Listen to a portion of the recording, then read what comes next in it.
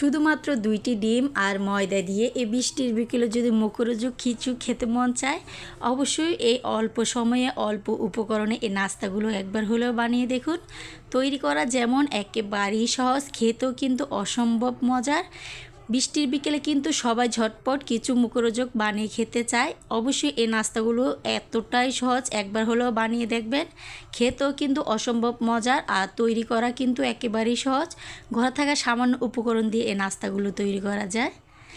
নাস্তাগুলো তৈরি করার জন্য এখানে আমি রুম তাপমাত্রায় থাকা 2টি ডিম নিয়ে নিলাম। বড় সাইজের একেবারেই কুচানো 2টি পেঁয়াজ দিয়ে দিলাম। 1 টেবিল চামচ পরিমাণ কাঁচামরিচ দিয়ে দিলাম, স্বাদ মতো লবণ আর হাফ টেবিল চামচ পরিমাণ দিয়ে দিলাম হলুদ গুঁড়া। এখন খুব ভালো করে এগুলোকে ফাটিয়ে নিতে হবে। আপনারা যদি নাস্তাগুলো আরও বেশি পরিমাণে বানাতে চান তাহলে ডিমের পরিমাণটা আরও বাড়িয়ে নিতে পারেন। এখন একটি সাইড রেখে একটি মিক্সিং বলে নিয়ে নিলাম এখানে হাফ কাপ পরিমাণ ময়দা। আপনি চাইলে আটাও নিতে পারেন। 2 টেবিল চামচ পরিমাণ চালের গুঁড়া দিয়ে দিলাম, স্বাদ মতো লবণ, হাফ টেবিল চামচ পরিমাণ হলুদ গুঁড়া, হাফ টেবিল চামচ পরিমাণ দিয়ে দিলাম লাল মরিচের গুঁড়া, হাফ টেবিল চামচ পরিমাণ দিলাম ধনিয়া গুঁড়া। আর এখানে আমি একটি শুকনো মরিচকে ভালো করে গুঁড়ো করে দিয়ে দিলাম। হাফ টেবিল চামচ পরিমাণ চাট মশলা আর 1 টেবিল চামচ পরিমাণ এখানে সাদা তেল দিয়ে দিলাম। এখন এই সবগুলোকে একেবারে নর্মাল পানি দিয়ে একটা ব্যাটার তৈরি করে নিতে হবে। আপনার হাতের কাছে যদি ধনিয়া পাতা কুচি থাকে তাহলে সেটাও দিতে পারেন, খেতে কিন্তু অসম্ভব মজা হয়ে থাকে। ব্যাটারটা যখন এরকম একেবারেই মিশানো হয়ে যাবে, আর এটার ঘনত্বটা আপনাদেরকে দেখিয়ে দিচ্ছি, একেবারে পাতলাও হবে না আবার একেবারে ভারীও হবে না। এখন একটি সাইডে রেখে ডিমটাকে ভেজে নেওয়ার জন্য একটি প্যানের মধ্যে পরিমাণ মতো রান্নার তেল দিয়ে ডিমটাকে দিয়ে দিলাম। এখন 2 সাইড থেকে এভাবে ভাজ করে নিতে হবে। এভাবে ভাজ করে নিয়ে 2 পিঠই আমি একেবারে লালচে কালার করে ভেজে নেব। যখন এরকম একেবারে লালচে কালার করে ভেজে নেওয়া হয়ে যাবে তখন আমি এভাবে লম্বাটি শেপ করে দেব।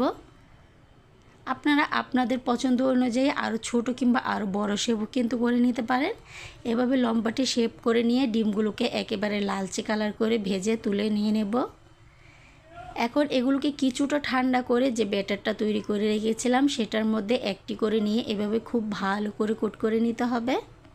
আর আপনাদের হাতের কাছে যদি চালের গুঁড়ো না থাকে কর্নফ্লাওয়ার থাকলেও কিন্তু দিতে পারেন। এখন আগে থেকে একটি প্যানে আমি পরিমাণ মতো রান্নার তেল খুবই ভালো করে গরম করে নিয়ে নিলাম। এখন একটি ডিম এভাবে কোট করে তেলের মধ্যে দিয়ে দেব। আর এই নাস্তাগুলো ভাজতে কিন্তু খুব একটা সময় লাগে না, খুবই অল্প সময়ে কিন্তু এই নাস্তাগুলো ভেজে নেওয়া যায়। এখন উল্টে পাল্টে লালচে কালার করে আমি সবগুলো নাস্তাকে এভাবে ভেজে নেব। নাস্তাগুলো তৈরি করা যতটা না সহজ, খেতেও কিন্তু অসম্ভব মজার। আর দেখতেই পাচ্ছেন নাস্তাগুলো একেবারে লালচে কালার করে ভেজে নেওয়া হয়ে গিয়েছে।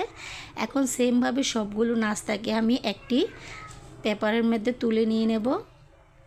সেমভাবে সবগুলো নাস্তাকে আমি বানিয়ে নেব। এখন যেহেতু প্রতিদিন এক সময় না এক সময়ই কিন্তু বৃষ্টি হচ্ছে, মুখরোচক কিছু যদি এই বৃষ্টির দিনে খেতে চান অবশ্যই এই নাস্তাগুলো একবার হলেও বানিয়ে দেখুন। খেতে যেমন অসম্ভব মজার, তৈরি করাও কিন্তু একেবারেই সহজ। আশা করি আজকের এই রেসিপি আপনাদের খুবই ভালো লেগেছে। ভিডিও ভালো লাগলে লাইক কমেন্ট শেয়ার করতে একেবারেই ভুলবেন না। যারা ফেসবুক পেজ থেকে দেখছেন একটি লাইক দিয়ে ফলো দিয়ে রাখতে পারেন।